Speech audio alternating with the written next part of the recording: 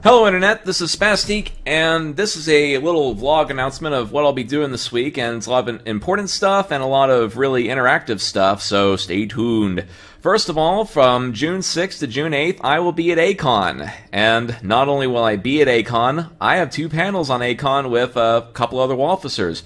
I will be joined by Captain Face of the Crossroad team. He's one of the co-writers among many, many others. I will be joined by the very funny Disguise Forever dude, and if I can somehow find a way to get him up there, HTF Kid, now HTF Cherno, who basically brought the our side of the community, the Waffle Station Wagon, together in the first place. And at 10:45 a.m., opening on Saturday, we are going to do a panel on The Wonderful World of Walfus, which features a bunch of clips and comics and other interesting things that you can make with Create.Swift. You'll recognize some stuff by me, some stuff by MiniWedge3, even some Gary's Mod stuff by TTB&C, so it should be interesting. We also have at 10:45 p.m. the Toho fanfiction crash course, or rather just the fanfiction crash course, because it just uses Toho as a base. It can apply to virtually any series, so if you want to write fanfiction for anything, definitely come to that. Besides, it's nothing but the 18+ panels there anyway, so if you're below the age of 18, it's probably the only thing you can watch anyway. Besides, you get to learn how to write. Anyway, what else? So if you are coming up to Dallas, I look forward to seeing you there, and if not, I hope the people who do see me there record everything that happens. I especially want the people coming to the Walfus panels to record everything, and especially the fanfiction panel. That ought to be interesting. Let's see, I'm up to 2 minutes right now. I'm making good time. Next up, I regret to inform you all that Diamond in the Rough production is going to soon discontinue indefinitely, but the good news is it's because it's almost done. I finished all the frames for episode 19, and tonight Spastique Makes Stuff Live, after I do this vlog and possibly get dinner, talk to my other peoples, I'm going to start editing the frames together, assuming Sony Vegas doesn't crap out from the sheer number of frames, because there is so much destruction and so much awesomeness in this penultimate episode, and then we get to work on episode 20. DitR's done. We can work on Toho Sketches Chen Edition, Aosagi Tribute Show Season 2, what was the other thing? Oh yeah, Koishi's Heart-Throbbing Abridgment. If you know Koishi's Heart-Throbbing Adventure, this is basically the brain bleach to that. I'll just say this. Koishi is played by PewDiePie. Not the real PewDiePie, but the Koishi's very much like PewDiePie in this. And every time we do a table reading, which is we sit down with all the voice actors, we read the script, it gets so many laughs. You guys are gonna love it. Also, I'm gonna be cooperating with Bleach Bummer. He's part of the Waffle Station Wagon. He recently became one of the new admins, and he does a really awesome voiced LP of Final Fantasy IX. And you may, if you keep up with the Waffle Station Wagon stuff, you will definitely recognize a lot of voices, and including mine in there if you look hard enough. And what else? Oh yeah.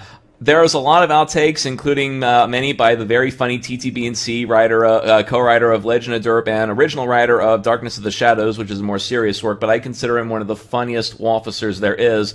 So be on the lookout for the outtakes for that. That should be really awesome. I've already done a little bit of the first clip, and so far it's been getting some decent feedback.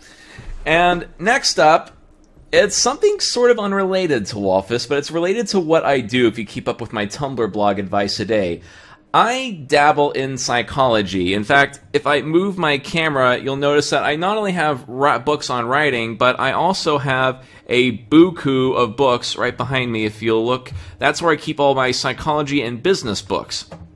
Now, I dabble in psychology, and what I'm currently trying to do is come up with a unified theory for how to treat depression, mental ailments, procrastination, and so far what I've been doing has actually gotten me up earlier in the mornings, and it's gotten me to stay awake longer, work a little longer, but I'm still trying to work out the bugs, and I'm looking for guinea pigs to help test this out. It's a thing I call cognitive behavioral therapy warfare. I made a blog about this on my DeviantArt, and I don't exactly have many people testing this with me. It's mainly just myself.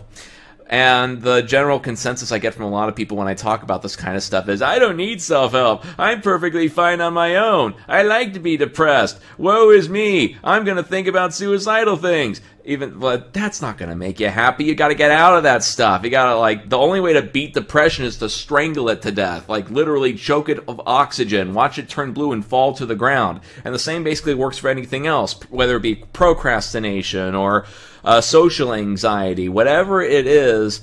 You have to fight it, and I've been spending most of my time, when I'm not learning how to write, learning how to communicate better, learn how to fix mental ailments better, all that kind of stuff. So my main thing is writing and psychology, and fun fact, if you know a little bit about psychology, it makes it easier to write because you can understand your characters a little more. So if you have any sort of issues like social anxiety, especially social anxiety, because this will definitely do you wonders, or depression, or any sort of unhealthy thinking, there should be a link below to my personal, my little guide to cognitive behavioral therapy warfare, which is based on a number of guides. There should be a jump cut coming up where I run him back to my library and get the books that it's based off. So give me 1 second. I am back from my library, and I am going to cover a lot of ground in a very short amount of time because I want this video to be under 15 minutes, and here we go. These are all the therapies that I've studied and what led to cognitive behavioral therapy warfare. This is Feeling Good by David D. Burns. It is a book on cognitive behavioral therapy and how it can be used to cure depression. This is a book on neurolinguistic programming. Both these therapies came out about the same time. They are both about how reality is subjective. You can change your feelings by changing your thoughts, that you can reframe your reality to suit you better. Neurolinguistic programming focuses on finding strategies to solve your problems, where Feeling Good is all about logging down your thoughts and then eventually changing them by refuting them enough. Now, both of these therapies work because this is all about finding what works, and this is all about changing your mind. This is mainly used by psychiatrists and stuff, and this is mainly used by life coaches because this is mainly used for changing your outlook on life, and this is mainly used for getting better at things. But if you were to combine the two, you get something called Neuroassociative Conditioning. This is Awaken the Giant Within by Anthony Robbins. I consider it one of the best self-help books ever. I can definitely say that because it got rid of my depression, and it also got helped me with a whole bunch of other things, be it social anxiety or like weight loss. Especially this helped me like increase my jogging time. I was able to jog a whole mile thanks to this book. And I was never able to do that before. I'd always get winded, but the strategy is breathe in through your nose, breathe out through the mouth. Get oxygen going into your system. And here it says that you log down all the references that you have, cognitive behavioral therapy, until you can build up, like, beliefs. You start at opinions. Opinions have no reference, like, only a few references. If you think it's going to cause pleasure, then you might sort of want to go towards it. If you think it causes pain, you might sort of want to get away, but it can easily change. Beliefs are in the middle. If you think it causes pleasure, you'll definitely want to go towards it, but only if you have free time. If you think it causes pain, you'll definitely get away from it unless you think, you know, I guess there's no other choice, it can't be helped. But then you have convictions. Now, this is the deep-seated stuff with tons of high-quality references. Like, even one good reference can create a conviction. Now, if you think it causes pleasure, you will make it your life goal to head towards this thing. And if you think it causes pain, you will avoid it no matter what. And like neurolinguistic programming, it basically breaks down life into 3 categories. Your standards, like, you can't cook a cake at 20 degrees. Like, how high are you going to go? Because if you... Basically, your standards. If you don't do something enough, you're not going to get it. Next is your beliefs, which is what I just talked about, the stuff you're going to head towards and head away from based on rules and values and all that stuff. I have a few illustrated guides to kind of abridge this, but for the full experience, read this book. Or if you want a taste of it, get the free ebook that Robbins has on his website. And 3, strategy. You have to study who else has made this work. And that you can also add that to your references. Like, references build beliefs, and it doesn't just have to be personal experience. You can get experience from others, which is what tutorials are all about, or what books are all about. You can compress years of experience in just days if you just sit down and read. And of course, those references can help you get real-world experience, and the real-world experience gives you the biggest references, and that build the best and biggest beliefs. But of course, we can't stop there. We can bomb our, like, depression, anxiety, whatever, to the Stone Age, but we want to go further. Cognitive behavioral therapy warfare says that in order to solve our problems, we need an all-out attack. So, like, if we were to think of, like, this is your army. It's mainstream. It's what everyone thinks of. This is, this is your ground forces. This is your PMCs. They're a ragtag bunch of misfits, but they get the job done. These are your Marines. They're passionate. They're loud. They rush into things, go, hoorah! They're the badasses. But now we need our Air Force and our Navy. This is the Vital Smarts collection. It is Vital Smarts are a communication group. They mainly work with businesses. They make Crucial Conversations, very good if you want to clear up misunderstandings. Crucial Accountability, very good if you want to correct mistakes. What else? What I want to talk about is Influencer and Change Anything. Both of these books talk about the concept that the area of influence, whether it be yourself, whether people, has to do with your personal ability, personal motivation, interpersonal ability, interpersonal motivation, external ability, and external motivation. What this means is, like, let's say that you want to cure writer's block. I have this on one of my guides. Your personal motivation is you got to be excited about the story. Like, write fake reviews, dream up all the awesome stuff you want to have, just close your eyes and vividly imagine the scenes happening. Now you're motivated. And then know how to write. Know the craft of writing. Like, there's psychology and mechanics, and this is the mechanics. Like, know what makes a good scene. What do other people do to make a good scene? Get a lot of writing guides. In fact, I have my copy of Story right here. All my story guides are right behind me. There's your personal ability. So you got these two. If you join a writing group or have a group of friends that write, now you have interpersonal ability, like they can critique your writing, and I definitely recommend get a lot of critiques and get it from a lot of people, because one person will only tell you one point of view, everyone will tell you a lot of point of views. And if you get the same complaint from everyone, then it's a real problem, and that's what you fix. But then you got interpersonal motivation, where everyone will say, I love this story, keep it up, or you can do better, come on, I know you're better than this. So now you have interpersonal motivation and interpersonal ability. But then you also have external ability and external motivation. External ability is the, in this case, the ability to write anywhere. Like, I got notebooks in my laptop bags, and if I'm inspired, I'll just write on a cocktail napkin.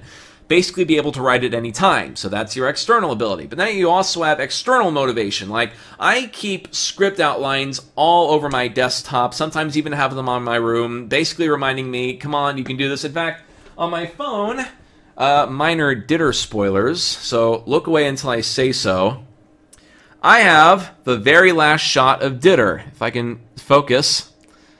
Aw, isn't that cute? Okay, you can look now. Yeah, on my phone I have the very last frame of DitR to help inspire me to continue. So that's external motivation. Those are the 6 areas.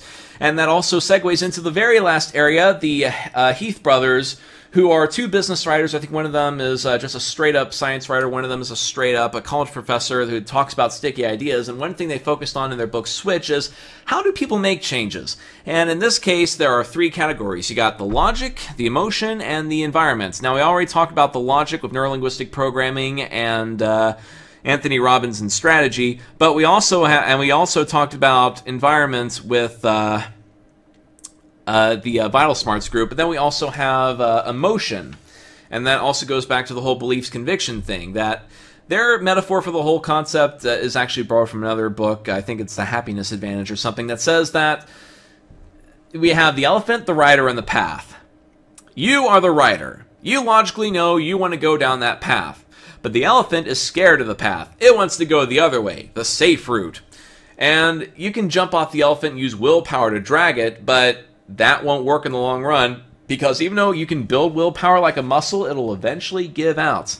The classic experiment they cite is, I think, they sat a control group in front of a plate of cookies and said, eat them whenever you want. The other group said, wait 4 minutes and then eat them. And then they did another, then following this, they tested which group would last longer doing an impossible puzzle. The group that was given the cookies immediately lasted much longer than the group that had to stare at the plate of cookies for 4 minutes. So, how does this all apply to cognitive behavioral therapy warfare? Here's what you're going to do. There should be a link to my blog down in the description, and what you're going to do is you're going to read the instructions, read the cognitive distortions, and you are going to make a new documents, Word or OpenOffice or whatever, and you are going to write down any thought that makes you feel bad. Now, find out why it's wrong. Now, sometimes they are based on reality, but even then, you might find something that makes it so that you can blunt its impact on your life so you can make more effective decisions. Now, after you do that, you are to write down all the references that can prove this wrong or prove a more positive belief right. You're going to write down the logical things you need to know to do in order to get this right. You have to write down like the gut emotional level stuff that's going to help you change. You're going to write down stuff you can set up your environment to help you out. Then you look at all the different, your personal motivation, personal ability, interpersonal, external, all that stuff, and continuously write it down. And make daily logs of your progress of trying to prove that thought wrong. As you continue, you may notice that your behavior will slowly begin to improve. At least that's the theory, because this is currently in the experimental stages. But the idea is that you attack this idea from all sides. Let's see, we're currently up to 10 minutes now for this side of the recording. So if you want to help test this experiment, like if you have social anxiety, depression, etc., etc., I want you to follow this for about a month and see what happens. If you make progress, let me know, because this could be a unified theory of how to fix any mental ailment. And if it doesn't work, no harm, no foul. You just maybe wasted writing a little bit and discovered, hey, maybe I can sort of break through, but I don't know. But never give up. Come on, you're better than this. I'm pretty sure you have some kind of goal that you really, really want to do but think is impossible. I know I have a few goals I think are sort of impossible but are really just really, really hard. And right now I'm actually kind of making some breakthroughs myself, so I suggest that you give this experiment a try, because who knows, the thing that you've been praying for could suddenly show up. So, this has been a vlog by Spastic, and so to recap, I'll be at A-Kon this week. I will be winding down DitR hopefully this week, or if not next week. And of course, I want you to help me experiment with cognitive behavioral therapy warfare and see if it works. If it does, well, I think we may have the cure for pretty much any mental ailment. Until then, I'll see you on Spastic Make Stuff Live, A-Kon, or wherever I see you.